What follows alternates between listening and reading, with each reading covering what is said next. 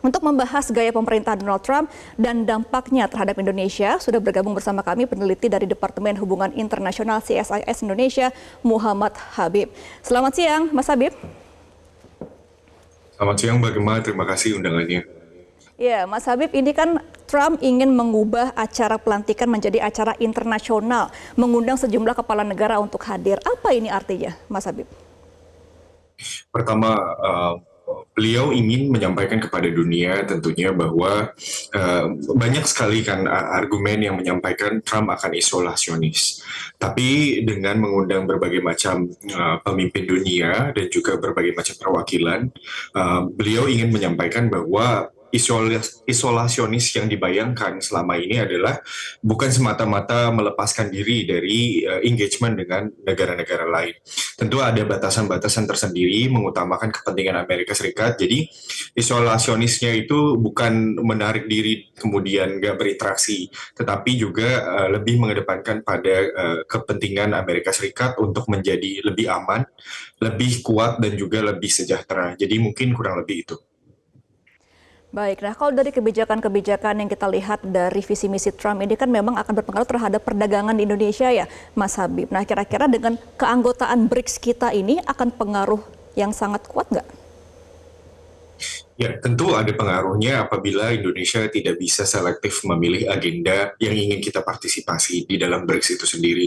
Ada agenda-agenda yang mungkin dilihat oleh Presiden Donald Trump sebagai ide untuk menantang Amerika Serikat, termasuk misalnya dedolarisasi.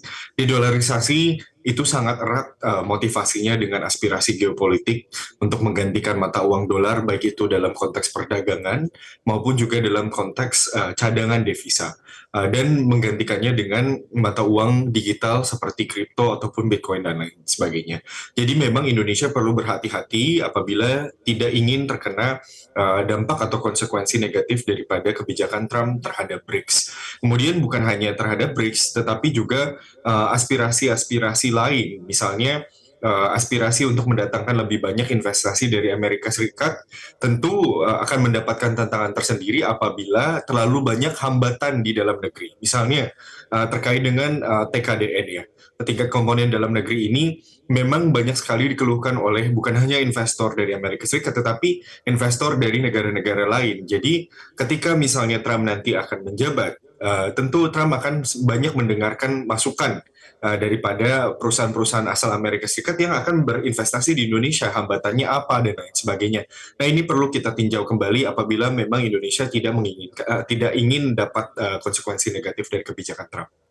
Baik, nah pemerintah pusat kan juga mengatakan tidak perlu khawatir ya Mas Habib akan adanya kenaikan perdagangan dari Trump ini. Nah, tapi akan ngaruh nggak dengan adanya FTA dan juga status kita yang bebas aktif ini dalam perdagangan? Pertama, saya rasa pemerintah terlalu optimis dalam melihat situasi bagaimana Amerika Serikat menginginkan kesepakatan perdagangan internasional. Karena moodnya sendiri atau momentumnya sendiri di Amerika Serikat memang sedang tidak mendukung ke arah sana. Kita bisa katakan misalnya dari Indo-Pacific Economic Framework yang sebenarnya digagas oleh Biden gitu ya. Tetapi bahkan IPEF yang digagas oleh Biden dan Demokrat sendiri, trade satu mengenai pilar perdagangan itu tidak jadi. Tidak ada market access, tidak ada pengurangan tarif dan lain sebagainya dalam mekanisme yang digagas melalui Indo-Pacific Economic Framework itu.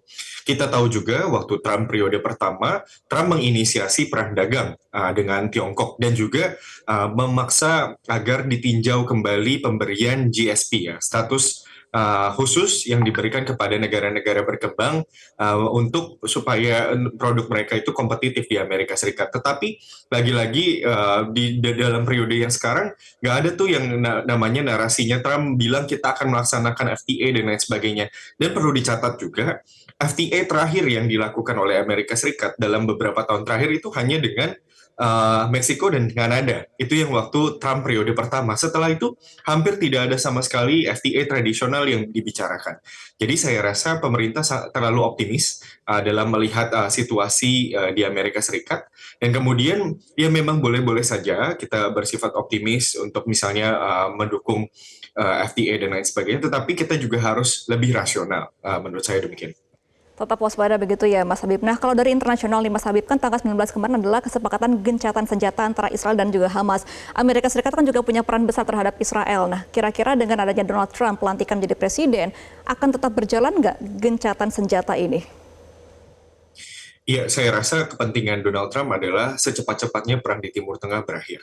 Jadi kalau misalnya memang dengan gencatan senjata ini kemudian akan apa namanya mendukung berakhirnya peperangan di Timur Tengah, kemudian juga kan ketika misalnya Amerika Serikat terlibat membantu Israel di Timur Tengah, itu banyak anggaran yang terserap keluar untuk membantu Israel dalam melaksanakan peperangan ini. Jadi saya rasa juga memang ada kepentingan pribadi dan juga kepentingan pemerintah Amerika Serikat untuk segera menghentikan perang ini, bagaimanapun caranya gitu ya, baik itu memotong anggaran ataupun kemudian juga memastikan bahwa gencatan senjatanya ini tetap berlanjut walaupun terjadi pergantian pemerintahan.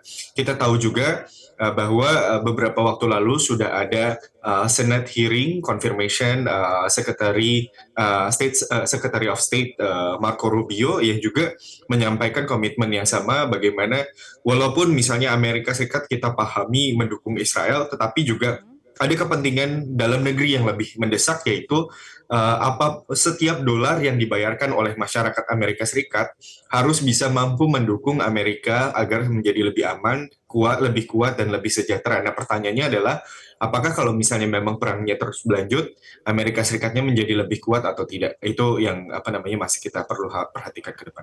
Oke, baik. Kita akan nantikan bagaimana mungkin 100 hari ke depan dalam kepemimpinan Donald Trump yang baru di Amerika Serikat nanti. Terima kasih Mas Muhammad Habib, selaku peneliti hubungan internasional dari CSIS Indonesia, sudah bergabung bersama kami dalam program Metro Siang. Selamat kembali beraktivitas, Mas Habib. Jelajahi cara baru mendapatkan informasi. Download Metro TV Extend sekarang.